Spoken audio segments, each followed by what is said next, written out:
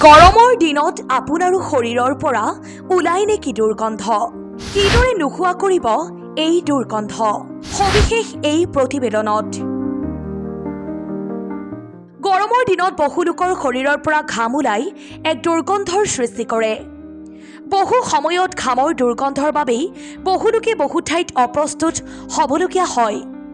শৰীৰৰ পৰা ওলোৱা ঘামৰ দুৰ্গন্ধ দূৰ কৰিবলৈ ঘৰুৱা উপায়েৰে গাৰ বেয়া গোন্ধ ৰোধ কৰিব পাৰি।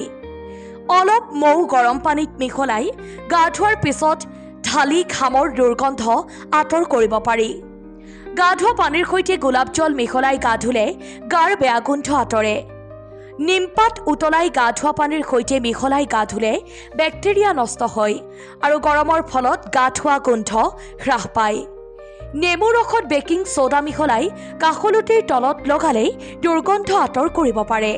ইয়াৰ উপৰিও বেচনৰ সৈতে দৈ মিহলাই গাত লগালে ঘামৰ গোন্ধৰ পৰা ৰক্ষা পাব পাৰি। তদুপৰি গা ধোৱাৰ সময়ত শ্বাৱাৰ জেল, বডি শ্বেম্পু ব্যৱহাৰ কৰিব লাগে। ইয়াৰ বাবে আপোনাৰ শৰীৰত ঘামৰ দুৰ্গন্ধ নাথাকে।